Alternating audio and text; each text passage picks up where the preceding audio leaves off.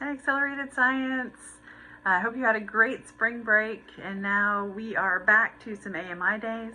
So this week I want to work on reactions. Reactions, woohoo, page 216 in your textbook. That's where it starts, but the actual section that we're looking at is a couple sections past that. So anyway, if you want to look into looking in the book, it's an excellent resource. First of all, when we're doing chemical reactions or chemical equations, we have some vocabulary here. We have a reactant plus a reactant, and then this arrow here, and that arrow we read as yields. It's not really an equal sign because it moves towards that. We do treat it sometimes like an equal sign, but we do use the word yields, and then the product. Okay, now there might be multiple products over here, and that's fine, multiple reactants, or there might be a single reactant. But if it's on this side of the arrow, then it's a reactant. If it's on this side, it's a product. All right, now there are 5 types of reactions that we are going to deal with. Number 1 is synthesis. Number 2, decomposition. Number 3 is combustion. Number 4 is single displacement. And number 5 is double displacement. Now, I've also heard these bottom 2 called single replacement and double replacement, but our book uses displacement, so that's what I'm going to stick with. All right, so for your assignment this week, we are going to work on one document, and then it's on the Google Classroom, and we're going to kind of break it down into different parts. So for Monday's assignment, I want you to identify all of the synthesis and decomposition reactions that are on that handout.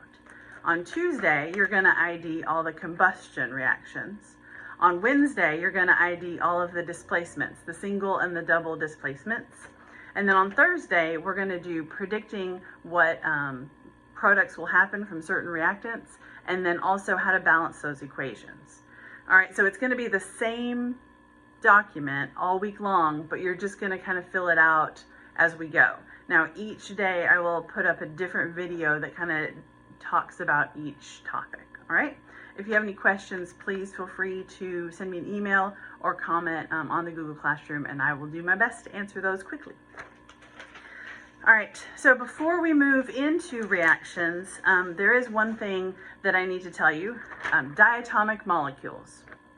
These lovely diatomic molecules exist. They are BRINCLHOF, or as my chemistry professor in college taught us, Brinkelhoff. All of these, because they're diatomic, di, remember, means 2. When they are in nature by themselves, they exist as a molecule of 2 stuck together. Okay, so if you ever see bromine, it's always going to be bromide stuck together. Same with hydrogen, same with oxygen, nitrogen, any one of these. Now, so we just need to remember this when we're balancing. It just comes into play. All right, so keep this in the back of your mind.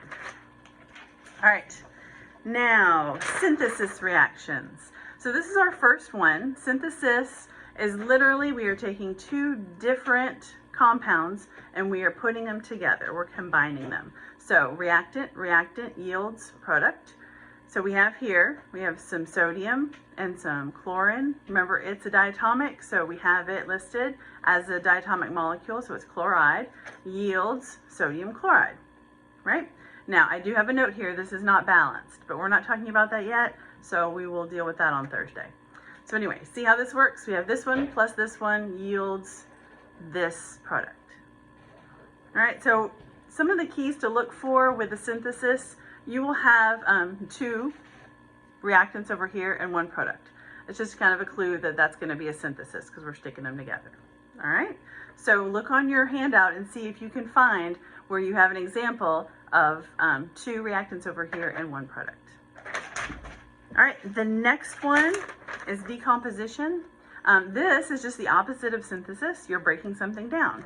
So you start out with 1 reactant and you break it down into its component parts. So you have your reactant over here, yields product plus product.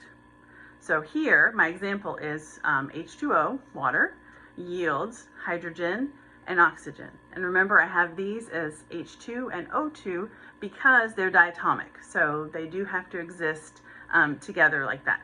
All right? So we start with one compound and we're breaking it into its component parts. That's the decomposition. And of course, this is not balanced. We will talk about that on Thursday.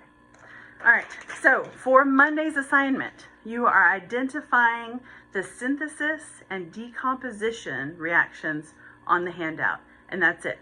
So on Tuesday, we'll talk a little bit more about combustion, and then you'll be able to identify those as well. All right, hope you have a great Monday.